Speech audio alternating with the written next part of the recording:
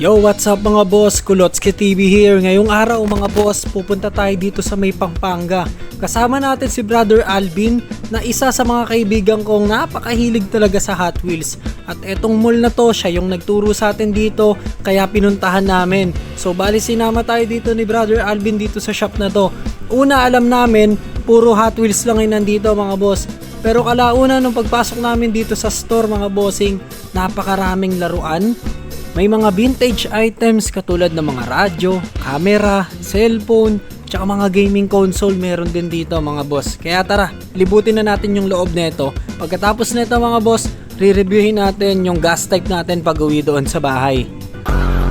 Ayan, nakarating na kami dito sa may Pampanga. Dito kami sa may Clark Pure Gold. Tapos sa gulat kami, ito yung shop dito mga bossing. Kala ko nga para siyang pang esports lang kasi may mga bola, Spalding, Yonex. Pero pagpasok dito sa loob mga boss, ito agad yung bubungad sa inyo. Yan, slot machine. Tapos may mga laruan din dito. Parang one-stop shop nga yung atake ng shop na to mga boss. Kasi halo-halo talaga yung nasa loob dito mga bossing. May mga toys, yan katulad yan. May mga cards na graded na. Merong mga Hot Wheels. Yan, ito puntahan natin yung mga Hot Wheels nandito sa may sulok. Para silang nasa lalagyanan ng chicharon pero mga Hot Wheels yan mga bossing, no? So yung mga card niya, good condition pa yung mga card. Kulotski, magkano yung mga price ng Hot Wheels dyan? Sa price ng Hot Wheels dito mga boss, medyo nagulat lang kami sa presyo kasi 500 pesos each yung mga Hot Wheels dito. Oo, 500. Pero hindi naman siya yung mga treasure hunt or yung talagang yung mahirap hanapin. Yung mga Hot Wheels nila dito is yung pangkaraniwan lang din. So, ewan ko kung bakit 500 pero yun yung presyo nila. Is negative na agad tayo, hindi tayo makakabili ng Hot Wheels dito. Pero yung mga shop talaga mga boss, may shop talaga na iba-iba yung presyo mga bossing, no? So, respetuhin natin kung magkano nila binibenta yung paninda nila. So, dito makikita natin yung mga graded card ng mga nagbe-baseball mga bossing, no? Meron ding mga NBA jersey dito mga bossing. So, available yung mga oldies dito na mga jersey. Meron din silang naka-display dito sa taas. Yung naka-frame, pero maliit eh. Imposible yung si Kobe yan. Si Kobe yan nung ano pa? 10 years old. Eto. Hindi game worm yan. Hindi game worm. Kasi kung ano yan, naka-frame yan. Ito siguro collection ng may-ari. Willy Wonka na unang version, no? Tapos sa Terminator, oh. Walang Yossi. Wala. Ano may Yossi, di ba? Oo, dapat meron yun. Ayun, may butas na. Oo, may butas. Ang daming PS1. Tsaka PS2, bro. Ayun. PS2. Ito maganda Pero kasi. wala daw, hindi daw pwede makita. Oo. Ito maganda, may box pa. Sa mga collector talaga, mas gusto nila yung may box. Lalo na pag sa mga PlayStation. Ito, PS3, bro. Ito, slim na to. Pat ba to or slim? 300 pesos? Headlight? As is? Ano yung headlight ata, bro? Tanong nga natin. Tanong mo. Baka... Wow. Camera na old school, oh. Ito, hindi pa ako nagkakaroon. Yung Minolta na ganyan na camera, mga boss. Pero meron tayo sa bahay, di ba, nung iba. Dito, tignan nyo ha. Sample ko sa inyo yung price ng mga camera na as is ha. 300? Jackpot ka dyan. Hindi ko alam kung saan to eh. Pero bibilin mo. Jackpot ka dyan. Saan nakita ni brother yun? Brother, meron din talaga na mabibiling mura. Tiyo, tingin-tingin din tayo. Ito. Meron pa isa. Dalawa pala eh. At saan libo? Siguro yung kanina kasi may white na dito eh na parang yung bayan yung kapartner niyan. Ito nga yun. So 1.3. Pares na lang yun. Hindi kaya marketing strategy yun? Kasi hindi mo pwedeng bilhin ng isa lang yun eh. Scam eh, no? Ito, presyo niya 2,000. Oh, as isan yan, yung mga ganyan. Katulad ng binibenta ko, mas luma pa dyan yun. Yung mga pinakita ko sa inyo nung nakaraan. Ito, 35K oh. Camera na maliit. Tignan mo, maliit ang camera. Ganyan lang talaga siya. Yun pa yung battery oh. Super robot to eh, oh. Nasaan? Sa likod. Oo nga, no. Japan po.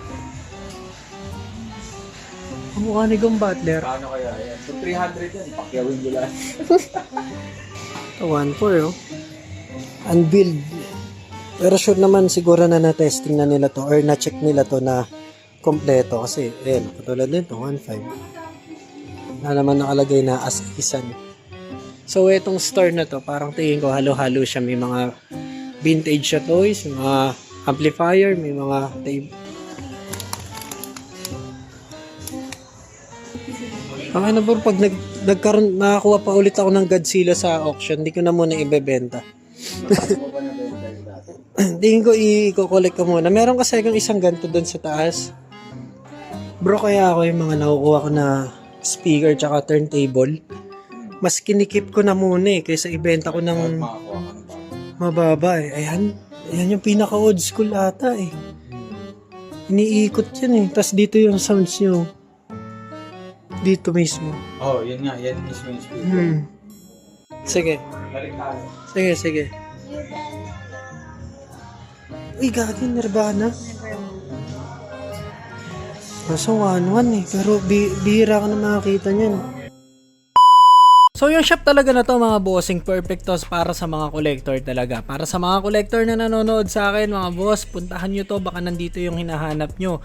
Karamihan ng mga laruan dito mga boss, di ko na napakita lahat, pero marami pa kayong pwedeng makita rito mga bossing. Talagang mag-hunt ka pag nagpunta ka rito. Ang sabi nga namin ni Boss Alvin, talagang maghahagilap kami rito. Kaso nga lang kinapos na kami ng oras kasi anong oras na kami napunta, sayang. Ewan ko lang kung kailan pa kami makakabalik ulit dito dahil malayo to sa Bulacan. Pero siguro soon, pag nakapunta ulit kami ng Pampanga, dadaan ulit kami rito kasi hindi pa namin nalibot talaga lahat Pero ito yung mga laruan nandito sa taas. Yan, kung mapapansin nyo yung mga chicks na yan, mga bossing, ang presyo niyan, mga nasa 4,000 pababa. So 4,000, 3,500, 2,500 ganun. Bukod sa mga laruan, meron din dito yung mga mahihilig sa music nga. Ayan, may mga turntable, ang dami. Ayan, meron pa ritong Mona Lisa. Tapos bukod pa nga pala sa shop nila, meron pa silang shop sa labas. Ang dami mga boss, halos kalahati ng pure gold.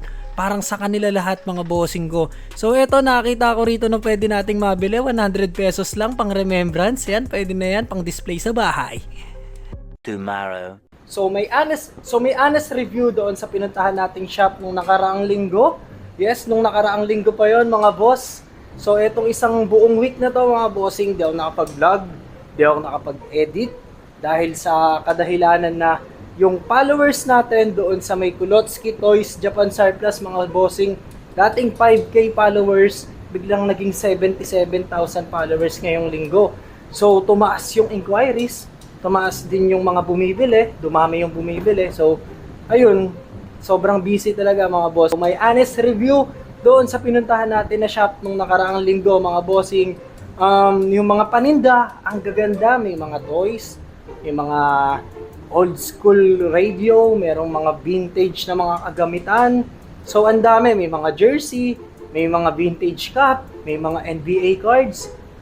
Basically, yun nga yung ganung klase ng store yung gusto kong magkaroon. So, kung ano yung meron sa store na yon, kahit papano, dito sa bahay, parang makikita ko na rin. Meron tayong mga vintage na radyo, meron akong speaker, meron akong mga VHS na katulad nung nakita natin doon.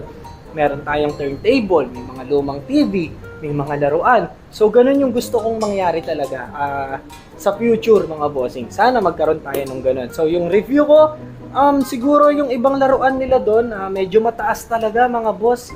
Katulad nung nakita ko na yung nakita namin ni Boss Alvin, ni Boss AI doon, yung Hot Wheels kasi talaga yung sinadya namin doon sa may Pampanga.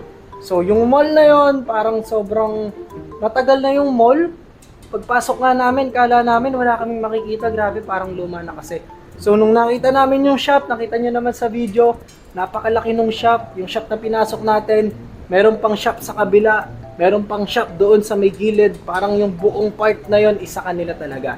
So yung sa laruan mga bossing, yung laruan talaga, hindi kami nakabili. So kung makikita nyo, yung nabili ko, golf course, yung nabili ko pang golf. Kasi ito yung mura na nakita ko, ito yung presyo nito is 100 pesos. Si Boss AI, ang nabili niya is yung headlight na yung kabilang side lang. Pag isang pares kasi medyo mataas na, parang nasa abutin din ng 1.5. Pero yung nakuha niya na yon is 300 pesos lang. So sa store na yon, hindi lang namin talaga nakita pa lahat. Baka may mga mura pa. Pero yung ibang presyo talaga katulad ng Hot Wheels, nasa 500 pesos. Kahit yung mga fantasy cars parang nasa 500 each. So yung mga laruan din na mga figure, yung mga figure na katulad nung meron ako dito. Example lang natin to. So ito, example natin to. Ayan, may mga chicks doon. Ang presyo niya parang mga nasa 3K, 1.5, 3K. O 4K pala. 3K to 4K mga bossing yung mga ganito. So alam naman natin yung presyohan nito kung magkano. So medyo mataas yung ganun nila doon. Ito nakita ko doon sa kanila. So mataas pala value nito. Ito parang sa pagkakatanda ko, correct me if I'm wrong doon sa video, hindi ko na matandaan. So mamaya pa ako mag-edit. Parang mga nasa 1K din to pataas doon sa kanila. So eto, nabili ko lang to ng 150. Yan sa Japan Surplus. So, hindi naman natin kina-question kung bakit mahal. Kasi una sa lahat, siguro ang dahilan, mahal yung upa nila sa pwesto. Yun yung una. Kasi ilang pwesto yon. So, kahit gaano pa kamura yung laruan na yon sa ibang store, kung mataas yung upa mo doon sa uupahan mo, talagang kailangan mong mag-adjust doon sa product na ibibenta mo. And then, yung location niya, mga boss, nasa Clark, Pampanga. Alam naman natin, yung Clark, Pampanga, parang Manila yan sa Clark. Parang Manila yan kung ikukumpara natin sa Manila. So, yung mga nakatira doon is talagang above middle class, mga bossing. Yung karamihan. So, mga foreigner, mga businessman, yun, yung mga nakapaligid sa Clark, Pampanga. Kahit ako, kung doon ako magtayo ng store, mga boss, siguro hindi ganito yung ipepresyo ko ron. Medyo mataas talaga kasi mataas yung market value doon sa Pampanga. Lalo na sa Clark. Alam niyo naman sa Clark, Pampanga, ang dami rin foreigner doon.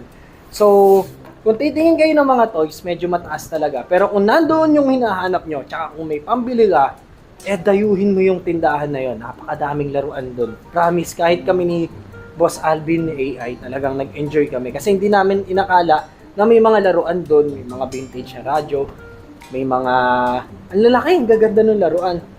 Nasa isip lang namin, mga Hot Wheels lang ay makikita doon. So maraming salamat doon sa shop na pinuntahan namin last week. Thank you. So eto, para sa karugtong ng video natin na to, meron ako ditong High Kappa 5.1 John Wick mga boss.